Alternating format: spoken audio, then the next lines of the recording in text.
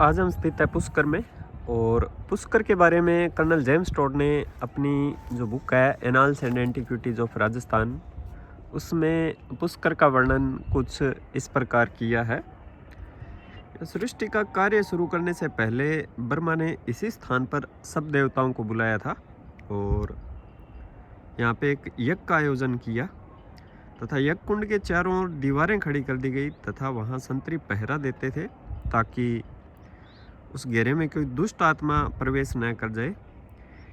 इस कहानी को सत्य प्रमाणित करने के लिए यहाँ के लोग आमने सामने स्थित 4 पहाड़ों को दिखाते हैं और कहते हैं कि ब्रह्मा के यज्ञ के समय उनके ऊपर कनातों को ताना गया था उन पहाड़ों के माध्यम से।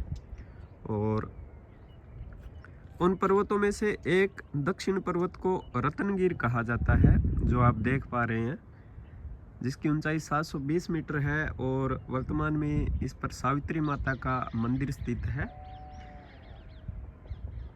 उत्तर के पर्वत को नीलगिर कहा जाता है, उत्तर के पर्वत को नीलगिर कहा जाता है, देख पा रहे होंगे आप। तथा पूर्वी पर्वत जिसे घाटी की रक्षा होती है कुछ तुरगिर कहलाता है, कुछ तुरगिर कहलाता है। पश्चिम पर्वत को सोनचोरा कहते हैं, देख पा रहे हो आप, सोनचोरा कहते हैं। और महादेव के नंदी को घाटी के मुहाने पर बैठाया गया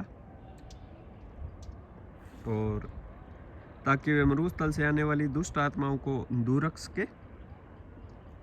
उत्तर में यही रक्षा का कार्य स्वयं कन्हैया ने किया और यज्ञ की पवित्र अग्नि जलाई गई, लेकिन ब्रह्मा की पत्नी सावित्री कहीं भी नहीं मिली और एक महिला के बिना यज्ञ की विद्याओं का संपादन असंभव था। तो इसलिए सावित्री के स्थान पर देवताओं ने एक जवान गुजरी जो वहाँ पे थी उनको यज्ञ में बिठा दिया और ऐसा करने पर सावित्री अत्यंत क्रुद्ध हुई तथा वह रत्नगिरी जाकर वहीं अंतर ध्यान हो गई। रत्नगिरी पर्वत देख पा रहे हो आप, जिस पर सावित्री माता का मंदिर स्थित है। और उस स्थान से ज़मीन भेद कर एक जलधारा फूट पड़ी जिसे अब सावित्री कहा जाता है।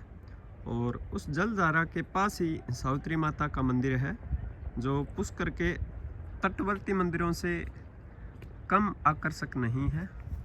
ऐसा वर्णन कर्नल जेम्स टोड ने पुष्कर के बारे में अपनी जो बुक है annals and antiquities of Rajasthan.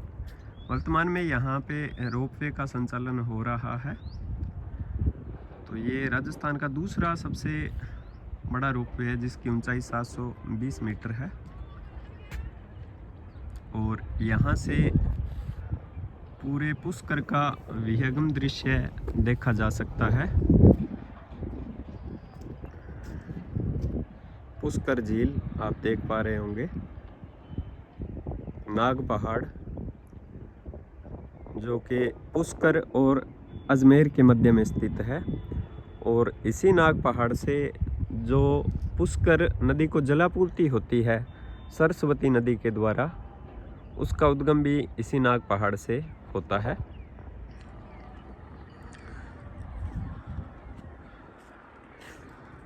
रत्नागिर पर्वत